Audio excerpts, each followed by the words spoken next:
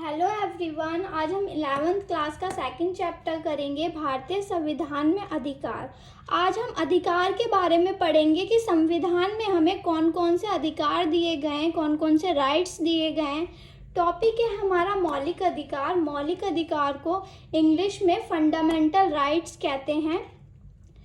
मौलिक अधिकार हमें क्यों दिए गए हैं? मौलिक अधिकार हमारे नागरिकों के व्यक्तित्व का विकास करने के लिए दिए गए हैं।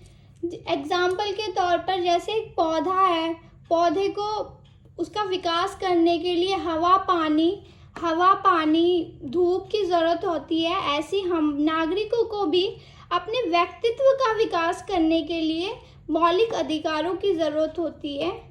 मौलिक अधिकारों को मूल अधिकार भी कहते हैं। मौलिक अधिकार में 6 अधिकार आते हैं। पहला होता है समानता का अधिकार। एक्ट 40 से लेकर 80 तक हमें समानता का अधिकार प्राप्त है। सेकंड है हमारा स्वतंत्रता का अधिकार। एक्ट 19 से लेकर 22 तक हमें स्वतंत्रता का अधिकार प्राप्त है। थर्ड अधिकार शोषण का विरुद्ध अधिकार। एक्ट 23 से लेकर हमें 24 तक शोषण के विरुद्ध अधिकार प्राप्त हैं। फोर्थ होता है हमारा धर्म की स्वतंत्रता का अधिकार। एक्ट 25 से लेकर 28 तक हमें धर्म की स्वतंत्रता का अधिकार प्राप्त है।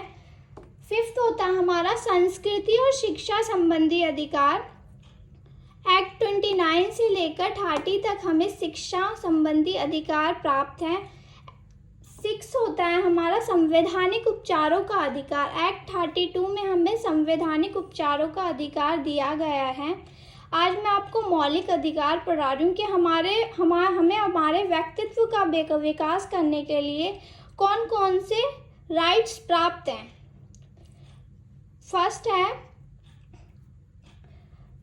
मौलिक अधिकार उन अधिकारों को कहा जाता है जो व्यक्ति के जीवन के लिए महत्वपूर्ण है। मौलिक अधिकार व्यक्ति के जीवन के लिए महत्वपूर्ण है क्योंकि अगर मौलिक अधिकार ही नहीं होंगे तो व्यक्ति अपने जीवन का विकास कैसे करेगा, कैसे कर पाएगा। और हमें मौलिक अधिकार हमारा संविधान द्वारा हमें प्राप्त किए गए हैं। हमें संविधान में मौलिक अधिकार दिए गए हैं। संविधान के तीसरे भाग में मौलिक अधिकारों का वर्णन किया गया है। ये हमें संविधान से ही प्राप्त हुए हैं ताकि हम अपना विकास कर सकें और अपना जीवन स्तर अच्छे से सुनिश्चित कर सकें। प्रत्येक नागरिकों को मौलिक अधिकार प्राप्त है, चाहे वे किसी भी धर्म, जाति, लिंग के स्थान पर हो। सबको ही मौलिक अधिकार दिए गए हैं। किसी के साथ किसी भी प्रकार का कोई भेदभाव नहीं किया गया। अब मैं आपको मौलिक अधिकार के जो 6 पॉइंट है ये एक्सप्लेन करूंगी।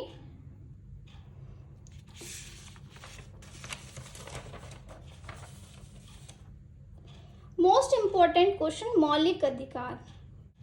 हम मौलिक अधिकार का मोस्ट इम्पॉर्टेंट क्वेश्चन पढ़ेंगे। हमेशा ये 11th क्लास में 6 नंबर में ज़रूर पूछा जाता है। अगर आप इसको अच्छे से याद कर लोगे तो 6 नंबर आपकी पॉकेट में होंगे। ये इतना इजी क्वेश्चन है और इतना अच्छा क्वेश्चन है। अगर आप इसको अच्छे से पढ़ लोगे तो आपके 6 नंबर कहीं नहीं गए। क्वेश्चन है भारतीय संविधान में लिखित मौलिक अधिकारों का वर्णन कीजिए। मौलिक अधिकार फंडामेंटल राइट्स मैं आपको पहले बता ही चुकी हूँ। मौलिक अधिकार हमारे लिए क्यों ज़रूरी है, हमें क्या क्या मौलिक अधिकार से हम अपने जीवन का कैसे विकास कर सकते हैं, हम इसके बारे में पढ़ेंगे। मौलिक अधिकार उन महत्वपूर्ण तथा आवश्यक अधिकार को कहा जाता है जिनके बिना नागरिकों का जीवन का विकास नहीं हो सकता। नागरिकों के जीवन का विकास नहीं हो सकता। सीरियसली मौलिक अधिकार नागरिकों के लिए बहुत महत्वपूर्ण है क्योंकि वह नागरिक का जीवन का विकास होता है मौलिक अधिकारों से। पहला हमारा मौलिक अधिकार है समानता का अधिकार, राइट टू इक्वालिटी।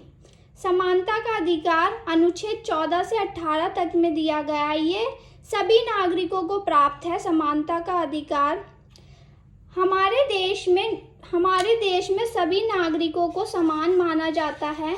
किसी भी नागरिक के साथ किसी भी प्रकार का कोई भेदभाव नहीं किया जाता, चाहे वह किसी भी जाति, धर्म किसी भी धर्म, जाति या लिंग के स्थान या किसी समुदाय से बिलोंग करता हो, सबको समान अधिकार प्राप्त होता है।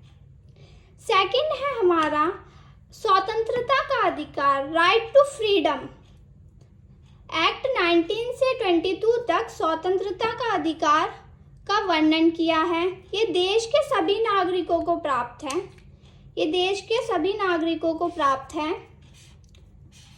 देश के सभी नागरिकों को प्राप्त है। नागरिकों को स्वतंत्रता का अधिकार दिया गया है ताकि वे अपना कहीं पर अपने व्यवसाय खोलने की स्वतंत्रता, कहीं भी घूमने फिरने की स्वतंत्रता, परंतु इस पे कुछ कानून भी है, क्योंकि हमें स्वतंत्रता का अधिकार तो दिया गया है। सिर्फ हम स्वतंत्रता के अधिकार से अपने व्यक्तित्व का विकास कर सकते हैं, अपना खुद का व्यवसाय खोल सकते हैं, हम किसी भी जगह पे जा सकते हैं, घूम फिर सकते हैं, परंतु हम इस अधिकार से किसी को हानि नहीं पहुंचा सकते। ऐसा थोड़ी ना है कि हमें स्वतंत्रता का अधिकार प्राप्त है तो हम किसी के भी घर में चले गए, किसी के घर में घुस गए, हमें स्वतंत्रता का अधिकार प्राप्त है। नहीं, ऐसा नहीं है। इसलिए इस पे कुछ कानून भी है। अगर हम उन कानूनों का उल्लंघन करते हैं तो स्वतंत्रता के अधिकार के तहत हमें सजा दी जाती है। थर्ड है हमारा शोषण के विरुद्ध अधिकार। शोषण के विरुद्ध अधिकार वेरी इंपॉर्टेंट टॉपिक। हमेशा 2, 4 या 6 नंबर में खाली यही टॉपिक पूछ लिया जाता है। Right against एक्सप्लोटेशंस। एक्ट 23 से 24 के अनुसार हमें ये अधिकार प्राप्त किए गए। हर नागरिकों को ये अधिकार प्राप्त है। हमारे भारतीय संविधान में यह सुनिश्चित किया गया है कि, और हमें ये अधिकार भी दिया गया है कि हम किसी भी 14 वर्ष वाले बच्चे को काम पे नहीं रख सकते, उन्हें किसी भी कारखाने में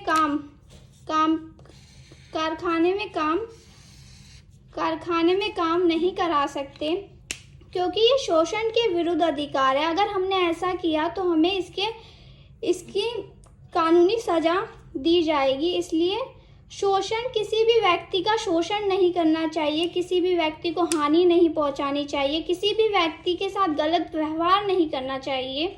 ये आपके बेसिक पॉइंट्स हो सकते हैं, आप इसमें ऐड कर सकते हो। शोषण के विरुद्ध अधिकार में ये बेसिक पॉइंट्स है कि हमें किसी भी नागरिक के साथ गलत व्यवहार नहीं करना चाहिए, सबको समान मानना चाहिए, किसी के साथ भी किसी का भी शोषण नहीं करना चाहिए, किसी भी लिंग, जाति, धर्म, समुदाय के आधार पर हमें किसी भी व्यक्ति का शोषण नहीं करना चाहिए।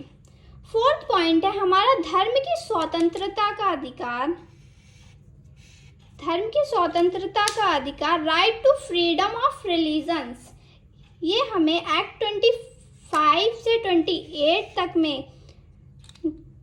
तक में दिया गया है। सभी नागरिकों को अपना धर्म मानने का अधिकार है, चाहे वह मुस्लिम हो, हिंदू हो, सिख हो, ईसाई हो।